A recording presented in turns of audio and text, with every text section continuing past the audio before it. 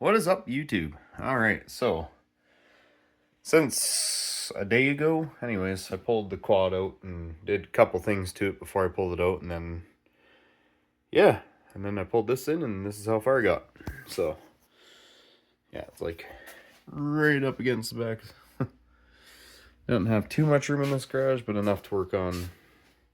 Well, I can do motor swap, so but yeah. So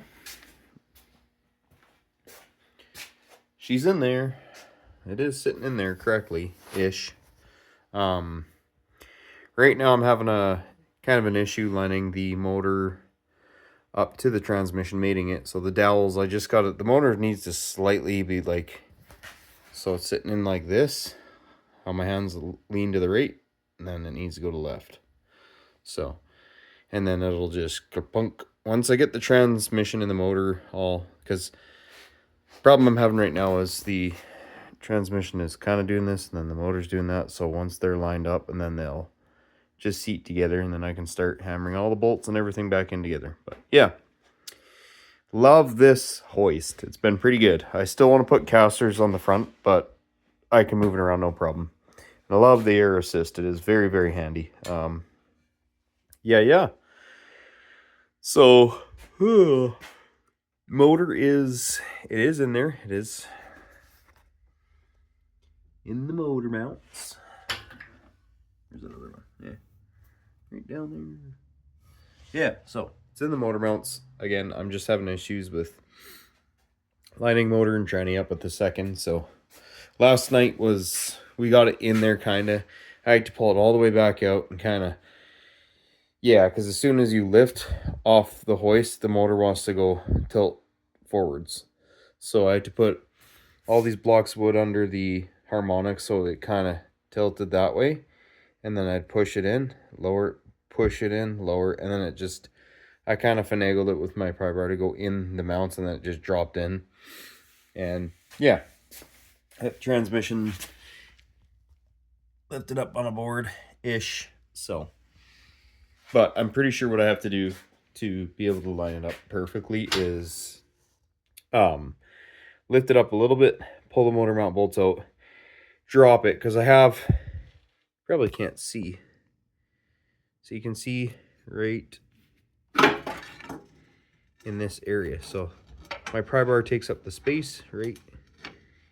I'm just pointing with my pry bar. Sorry, guys. Right in here. It'll drop that much. So like the width of this pry bar. And that's exactly what I need it to do at the back there to put those bolts in. Well, for it to just mate up. And I can start a couple bolts, but I'm not going to tighten them. So that when I do get it going, it goes as it should. Sorry for all the zooming out there. Yeah, then I'm pretty stoked. I got my CR500 engine cases. This one had a repair. It's good. I'm going to run these cases. I'm very, very, very excited to have these going. But yeah, kind of show these again. So to get repaired, you can kind of see the crack from in there. I got the full story of what happened to these cases. Buddy did the top end on them, on the engine, and then he decided he wasn't going to do the bottom end. So he's like, yeah, I'll rebuild the bottom end next season. That ride didn't even make it 4 hours or something like that. And then sorry guys, the bottom end cratered. And he didn't feel like pushing the bike home. Like, he heard it going and he didn't want to push it home. So this actually, the seal or the bearing where it pops in with the seal bearing there, it busted out. So that's been repaired. It's good. And then there is the slightest oh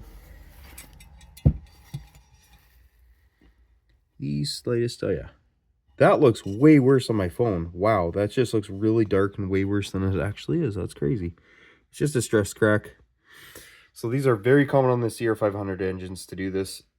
I talked to Adam R.E. Miller, who repairs these cases. I actually talked to Dave, the guy that I got these cases from. They both said run it. And the guy that I got my CR500 from, Stephen Willens, amazing guy. Like all these guys that I'm bringing up, Dave Vanderland or something. And then there's Adam R.E. Miller or something. Miller Racing, something like that. Miller RE Racing, good guy. And then Stephen Haywillens, he's like one of my best buddies ever. I got my 2 Polaris Explorers from him. I got my Sierra 500. I cannot wait, guys. This is gonna be sweet. It's gonna be amazing. Yeah. So there's my Sierra 500 engine cases I'm gonna run. I got to pop out I got the bushings because these are 88 cases, and I have a 91 or 92 chassis that I'm putting these into. So I got the bushings to fit into the newer chassis, old case into newer chassis. And then from there, I got I got to buy a what do you call that? Reed cage adapter to give a slight better angle, and it pushes the carb in towards the cylinder more, so that you can the carb will clear the shock. There you go. Sorry, I'm really tired, guys. I've been like projects, like rebuilding starters, and yeah. So actually, so once this is done, which will be soon, as soon as the motor's in, everything's going to be bolted together. So that'll be great. I'm actually going to post this on the Jeep group for you Jeep Commander lovers just like me. I love these Commanders. I think they're super cool. I cannot wait to get this Commander on the road. So yeah, doing a 3.7 motor swap. You guys have any question, comments, concerns, you can ask. I got the 3.7 that I'm doing the head gaskets on that I pulled out of this Commander. This motor's out of a Liberty, so I'm doing the head gaskets on it. Great shape. Have another video on it. Not going to talk about it too much, but this parts motor for $500. Yeah, runs, drives, sealed, all that stuff. So yeah, you guys on the Jeep Commander group, if any of you are curious about motor swapping and any of that, let me know. I'm going to post this video tonight or tomorrow. Oh, I'm so tired. It's been a heat wave here in Alberta, guys. So, and yeah, it's just been really hot here. So, but I'm going to be super stoked to get this Jeep going. And I've done this is the Jeep that I've learned on for this Commander and how they are and all that. So the same thing as the Cherokee and Liberty, essentially. But the motor is a bolt-in thing. It's really easy. It's just time consuming and trying to do it on whatever time I have after work. So, but yeah, getting the motor mounted up has been a little more challenging than I'm used to. Like Dodge Durangos, like first gen Durangos, like 98, early 2000s. Even my 08 Ram just feels like it's a lot easier to work on than this thing. But I mean, 2 motor pulls. Now I'm installing this one, so it's not too bad. They're all the same. It's just nutting and bolting. Yeah, like I said, I gotta get under here, finagle that. That board's just on the bell housing right now. I'm just lifted up right now. It's not enough. Like, I'm not worried about it. I have done quite a few motor swaps before, so. I don't even know if you can see from here how close. Not really. You can see better from the other side. Yeah, you guys doing these motor swaps? If anyone's doing a 3.7, 4.7, whatever. This is a 3.7 that I'm doing. I don't got any light in here. But you can see how close I am. Like, hard to tell on. Yeah, it's really hard to tell on here, but we're getting lined up, so it's getting very, very close. Obviously, transmission and motor. So there's a bolt hole there, another bolt hole there. So we're getting close to getting that perfectly mated up. So just finagling until those dowels are a pain in the butt. They always are. So until those dowels are in, it'll be messing around with it. So yeah, guys. Yeah, I haven't gone through on how to pull and unplug everything, because if you can't figure that out, you shouldn't be working on anything. Honestly, guys, it's not hard. It really is, and I'm just kind of trying to do the video as I go along. I'm not trying to be rude either. I don't have a lot of time, and B, honestly, if you can't unplug injectors and stuff, and I made other videos like to pull off the intake manifold, you have to you actually have to pull the motor mount bolts. So like I got the hoist, right? So all that jazz. Actually, I did it with a jack. I went under with a jack with block wood across the oil pan, lift it up a little bit, like just put pressure on it, pulled the bolts out just enough where I could pull them out, and then lowered the motor, got all the bolts off for the intake, pulled it out, and then there are 2 knock sensors, I think they're called, that I bolted to right there, right there, there, and there. And then when you're doing these motor swaps, guys, just make sure your whole harness, you're gonna have to pull the whole harness and all the tubes and all that stuff up and back or all around as you're lifting this in. Like these 3.7s, at least how I have it in here, have it bolted on those 2. The motor, as soon as you pull it out, it tips forward. So you have to kind of do some weird stuff to get it in there.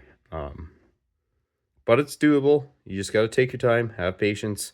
I use blocks of wood and I put it under the harmonic, and it kind of just, so I'd set it down and then it would rest on the blocks, and then I kind of finagle it, set it down, and so it did tilt in and go back towards the transmission. So now it's just getting them to mate it up with the dowels and all that jazz. I know I'm kind of repeating myself, but again, like, I guess there's not a lot of these motor swaps and on Commanders and stuff, and yeah, so I'll be excited to reseal that motor up.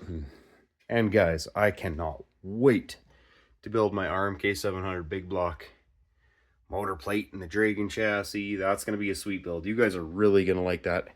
And the Sierra 500. And then my 2 Polaris Explorers that I'm bringing in here. And then I got a 780 Mach Z triple. I got a running motor altogether. I got another spare motor somewhere in here. I think it's actually in this stuff. Yeah, anyway, I got another 780 in there. Oh yeah, and then I got my RAM charger too, my pop top RAM charger. So you guys will be along for some adventures, so it'll be a lot of fun. Yeah, so I'm very much looking forward to having you guys on this channel, and I still got to get the app that flips my camera around. I'm like looking in the window of the Jeep right now. It's actually so I can actually see myself that I'm positioned on the phone and all that jazz. But yeah, as I go along, I'm going to be showing you guys everything and how I mod things, how I work on things. And I work on things so that if people have to work on it later, I replace it they can, right? So that it's all easy to work on, because I usually just keep my stuff forever until I'm done with it and ready to upgrade, right? But yeah, so you guys stay positive, stay real. God bless everybody who sees this. May 2025 be prosperous. I'm trying to keep my head up high here, and because we haven't had the best experience with our Liberal government over the years with Justin Trudeau, but that's been just an overall general experience, especially in Alberta here. I'm not saying anything bad about Mark Carney, because I honestly just don't care about politics, but I care enough to set up my kids' futures. And everyone's like, are you on Alberta separation? Well, I'll just be straight up honest with you. I don't get into politics very often, but this is one thing that I'm pretty serious about. So if it happens, whatever happens from it, I hope it's something positive and good for not only Alberta, but Canada. Because I love Canada, guys. I love it. But I really love Alberta. I seriously do. And BC. Oh my gosh, I love BC, you guys. I love camping in the mountains. But yeah, anyways. Bless you all. Thanks for watching. Stay tuned. Lots is coming up. Pretty excited about this Jeep Commander. When it's riding and driving, I'm going to take videos of like road trips and stuff and us camping. And yeah, it's going to be awesome, because this Jeep, actually, it's got... these things are actually rated to tow quite a bit. I got the tow package on it, so 4x4. But yeah, I'm very excited, because this thing's gonna tow the quads and the dirt bikes and stuff. So this will pull like the Sierra 500 and little XR 100 and the two Polaris Explorers until we get our side-by-side. These things tow quite a bit, so I'm pretty happy with it. Anyways, stay tuned, keep it real. Until next time.